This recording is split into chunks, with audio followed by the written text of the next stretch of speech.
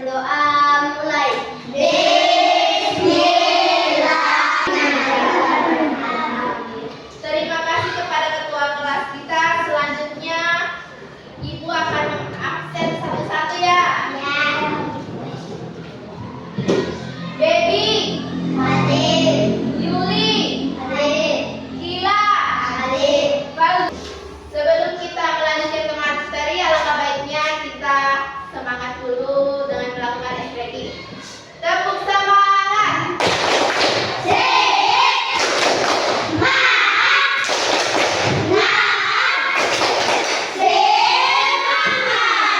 Ya, sudah semangat semua. Kita lanjutkan ke dalam materinya, yaitu wujud benda dan sifatnya. Ada yang tahu apa itu wujud benda dan sifatnya? Ya, belum Ibu jelaskan. Wujud benda dan sifatnya. Sebelum melanjutkan ke materi, Ibu akan melanjutkan dengan tujuan pembelajaran kita hari ini. Yang pertama, peserta didik mendeskripsikan karakteristik wujud zat, padat, cair, dan gas. Yang kedua, peserta didik dapat membedakan karakteristik benda padat, cair, dan gas. Yang ketiga, peserta didik dapat mengidentifikasi apakah suatu zat yang ditemui dalam kehidupan sehari-hari merupakan zat padat, cair, dan gas. Yang terakhir, peserta didik dapat mengetahui wujud dan sifat dari gas. Ini adalah tujuan dari pembelajaran kita hari ini. Selanjutnya, macam-macam bentuk benda. Ada yang tahu macam-macam bentuk benda? Tidak. Semua yang ada di hadapan kita ini adalah benda. Yang kita makan, yang kita minum, semuanya itu adalah bentuk benda. Yang pertama adalah benda padat, benda cair, dan benda gas. Sebelum kita mengetahui lebih dalam tentang benda padat, benda cair, dan benda gas, itu kita harus mengetahui dari wujud benda. Wujud benda adalah bentuk suatu benda yang memiliki massa dan dapat menempati ruang. Benda dapat memiliki sifat-sifat seperti bentuk, warna, kelenturan, dan bau. Wujud benda dapat dibedakan menjadi tiga, yaitu padat, cair, dan gas. Berikut adalah beberapa yang perlu diketahui mengenai bentuk dari wujud benda, yaitu satu, perubahan wujud dapat terjadi karena adanya perubahan dan tekanan seperti yang air minum itu kan sesuai dengan gelas atau wadah yang ada. Terus kedua, suhu yang tinggi seperti es batu. Sudah sering kan beli es, kalau semakin kita diamkan dia akan mencair. Itu namanya suhu yang tinggi yang dapatkan benda berubah dari gas, dari padat menjadi cair, begitu dari cair menjadi padat. Terus suhu yang rendah dapat menyebabkan benda berubah dari cair menjadi padat, seperti itu tadi, seperti air es yang berubah jadi cair dan padat, begitu pun sebaliknya. Terus yang kelima, benda padat memiliki bentuk dan ukuran yang tetap. Yang tetap itu seperti bangku, dia tidak bisa berubah karena tidak mencair atau tidak berubah menjadi padat, ataupun berubah menjadi gas atau menguap. Sudah pada mengerti? Sudah. Selanjutnya, sifat benda padat. Benda padat memiliki sifat yaitu berat. Dia tidak berubah beratnya kecuali kita yang potong dia atau kita bagi dia. Terus yang kedua, benda padat tidak berubah bentuk jika dipindahkan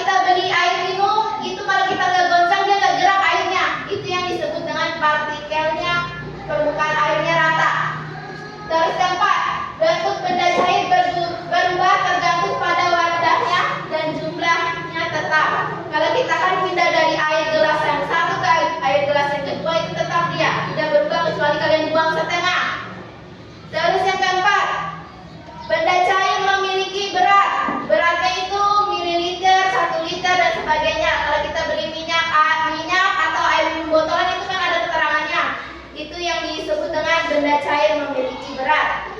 Yang keenam, zat cair dapat meresap ke dalam celah-celah kecil. Peristiwa meresapnya zat cair pada celah-celah kecil disebut dengan kapilaritas. Terus yang ketujuh, zat cair mengalir dari tempat yang tinggi ke tempat yang rendah. Sama halnya kalau kita buang air dari atas ini, dia akan turun ke bawah. Itu yang disebut dengan mengalir. Contoh dari benda cair seperti air, madu, sirup, dan minyak. Banyak juga contoh lainnya yang sering kita temui. Selanjutnya, sifat benda dan gas. Benda gas memiliki beberapa sifat, diantaranya: 1. Mudah dikompresi, 2. Mengembang, 3. Menempati ruang yang lebih besar, 4. Bergerak secara alami, 5. Partikelnya menyebar. Sudah pernah kalian nyalain kompor gas? Ya, kalau pernah itu, kalau kita nyala dan apinya nggak keluar, itu kan bau. Itu yang disebut dengan partikel zatnya yang bisa menyebar. Terus, nomor 6, bentuknya berubah-ubah. Nomor 7, volumenya berubah-ubah. Nomor 8, kerapatannya rendah. Yang ke-9, menekan ke segala arah. Yang ke-10, jarak antar partikelnya renggang. Sudah mengerti semua sifat benda cair? Itu baik-baik. Ya. Selanjutnya, Ibu akan memberikan contoh dari benda gas. Sudah tahu semua contoh dari benda gas? Ya, lihat baik-baik di depan. Contohnya adalah udara, asam nitrogen, helium, uap air, gas alami, dan karbon dioksida. Ya, seperti gas itu kan di dalamnya itu, atau gas di dalamnya ada gas untuk kita nyalain api. Semuanya itu ada awan, itu juga termasuk juga. Terus, benda gas memiliki ciri-ciri, yaitu tidak dapat dipegang seperti benda padat. Kita tidak bisa pegang udara ini kan? Ya, selanjutnya sebagian besar bentuknya tidak terlihat. Ada yang bisa lihat udara? Gak bisa kan? Terus dapat ditemukan di mana saja. Kemana-mana kita bisa mendapatkan udara. Itulah yang dinamakan dengan benda gas. Terus meskipun tak terlihat, kita dapat merasakannya. Seperti gas bocor kan kita bisa mencium baunya. Itu udara atau apapun. Kalian mulut pun bisa itu merasakannya. Ya kan? Itu namanya dengan disebutkan gas. Ya, selanjutnya perubahan wujud gas seperti yang Ibu jelaskan, dari es batu, dari padat mencair, terus cair ke gas. Juga begitu sebaliknya, padat mencair menjadi cair, cair membeku menjadi padat. Begitupun dengan gas, mengembun dia akan menjadi cair, menguap dia akan menjadi gas. Berikut adalah beberapa contoh perubahan wujud benda. 1. Mencair. Ada yang tahu mencair seperti apa? Ya, seperti air. Seperti yang teman kalian bilang alumi, mencair itu seperti es batu. Terus membeku. Ya, es batu atau air yang dimasukin dalam kulkas dia menjadi beku. Terus menguap. Ya, gas. Mengembun itu seperti air yang dipanaskan. Ya, nanti dia akan mengembun. Menyuntik perubahan wujud benda padat ke gas. Itu juga. Terus mengkristal, perubahan wujud benda gas ke padat disebut dengan mengkristal. Selanjutnya, faktor yang mempengaruhi perubahan wujud benda. 1. Pemanasan. Es batu yang kita panaskan dia